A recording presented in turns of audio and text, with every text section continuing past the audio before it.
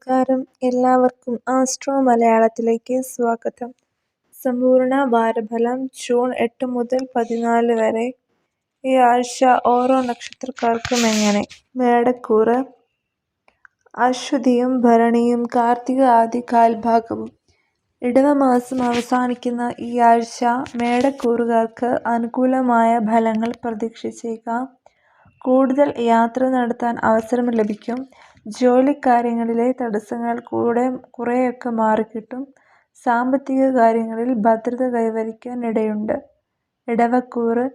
കാർത്തിക അവസാനത്തെ മുക്കാൽ ഭാഗവും രോഹിണിയും മകയിരത്തിന്റെ ആദ്യ പകുതിയും. ഈ ആഴ്ച ഇടവക്കൂറുകാർക്ക് ജോലി രംഗത്ത് വലിയ പ്രതിസന്ധികളൊന്നും അനുഭവപ്പെടില്ല. വിനോദയാത്ര സാധ്യമാകും. ബിസിനസ്സുകാർക്ക് വരുമാനത്തിൽ വർധനവുണ്ടാകും. കുടുംബകാര്യങ്ങൾ നല്ല നിലയിൽ മുന്നോട്ട് കൊണ്ടുപോകാൻ സാധിക്കും. മനസ്സിന്റെ സ്വസ്ഥത നിലനിർത്താൻ സാധിക്കും. മിഥുനക്കൂറ്. മകയിരത്തിന്റെ അവസാന പകുതിയും തിരുവാതിരയും പുണർദത്തിന്റെ ആദ്യ മുക്കാൽ ഭാഗവും. ഈ ആഴ്ച മിഥുനക്കൂറുകാർക്ക് കാര്യങ്ങൾ പൊതുവെ അനുകൂലമായിരിക്കും. ദൈവാനുഗ്രഹത്തിനായി പ്രത്യേകം പ്രാർത്ഥനകൾ വേണം. അതിലൂടെ നേട്ടങ്ങൾ ഉണ്ടാക്കാൻ സാധിക്കും. ഏറ്റെടുത്ത കാര്യങ്ങളെല്ലാം മുന്നോട്ട് കൊണ്ടുപോകാൻ കഴിയും. സാമ്പത്തിക സ്ഥിതിയിൽ ചെറിയ പുരോഗതി പ്രതീക്ഷിക്കാം. കർക്കിടകക്കൂറ്. പുണർദത്തിന്റെ അവസാന കാൽഭാഗവും പൂയവും ആയില്യവും. കർക്കിടകക്കൂറുകാർക്ക് ഈ ആഴ്ച നല്ല ഫലങ്ങൾ തന്നെ പ്രതീക്ഷിക്കാം. ജോലി രംഗത്ത് പുതിയ ഉത്തരവാദിത്തം ഏറ്റെടുത്ത് വിജയിപ്പിക്കാൻ സാധിക്കും. സാമ്പത്തിക രംഗത്ത് നേട്ടമുണ്ടാകും. കുടുംബത്തിലും സ്വസ്ഥത വീണ്ടെടുക്കാൻ സാധിക്കും. വിദ്യാർത്ഥികൾക്ക് പരീക്ഷകളിൽ ഉയർന്ന വിജയം പ്രതീക്ഷിക്കാം. ചിങ്ങക്കൂറ്. മഖവും പൂരവും ഉത്രത്തിന്റെ ആദ്യത്തെ കാൽ ഭാഗവും. ചിങ്ങക്കൂറുകാർക്ക് ആഴ്ചയുടെ പകുതിക്ക് ശേഷം കാര്യങ്ങൾ അനുകൂലമാകും. ആരോഗ്യകാര്യങ്ങളിൽ കരുതൽ വേണം. കുടുംബപരമായ കാര്യങ്ങളിൽ ഗുണകരമായ അനുഭവങ്ങളാണ് പ്രതീക്ഷിക്കാവുന്നത്. ജോലി രംഗത്തും അനുകൂല ഫലങ്ങൾ പ്രതീക്ഷിക്കാം. കടബാധ്യതകൾ കുറച്ചൊക്കെ തീർക്കാൻ സാധിച്ചേക്കും. കന്നിക്കൂറ്. ഉത്രത്തിന്റെ അവസാനത്തെ മുക്കാൽ ഭാഗവും അത്തവും ചിത്തിര ആദ്യത്തെ പകുതിയും.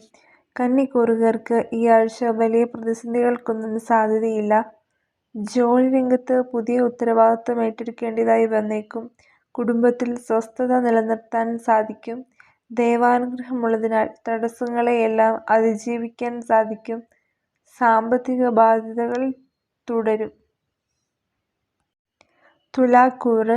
ചിത്തിര അവസാനത്തെ പകുതിയും ചോതിയും വിശാഖത്തിന്റെ ആദ്യ മുക്കാൽ ഭാഗവും.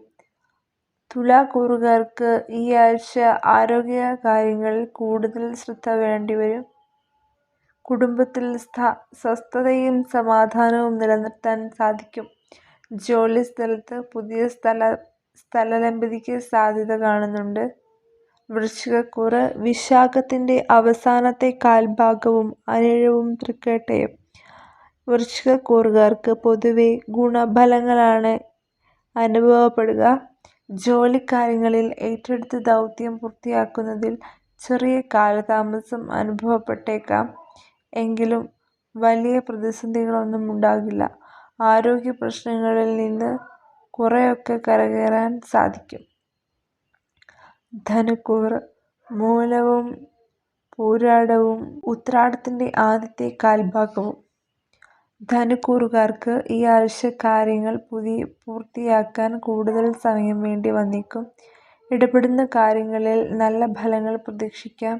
കുടുംബകാര്യങ്ങളിലും ജോലി രംഗത്ത് സ്വസ്ഥത നിലനിൽക്കാൻ സാധിക്കും. സാമ്പത്തിക കാര്യങ്ങളിലും അനുകൂല സമയമായിട്ടാണ് കാണുന്നത്. മകരക്കൂറ്. ഉത്രാടത്തിന്റെ അവസാനത്തെ മുക്കാൽ ഭാഗവും തിരുവോണവും അവിട്ടത്തിന്റെ ആദ്യ പകുതിയും.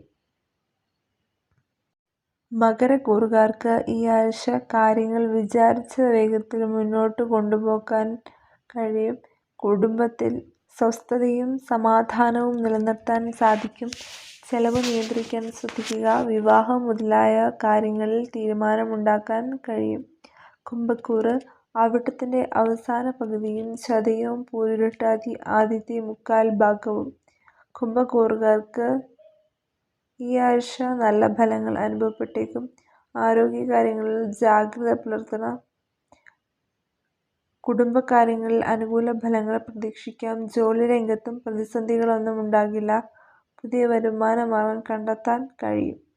മീനക്കൂറ് പൂരുരുട്ടാതിയുടെ അവസാനത്തെ കാൽഭാഗവും ഉത്രട്ടാതിയും രേവതിയും. മീനക്കൂറുകാർക്ക് പൊതുവെ അനുകൂലമായ ആഴ്ചയാണിത്.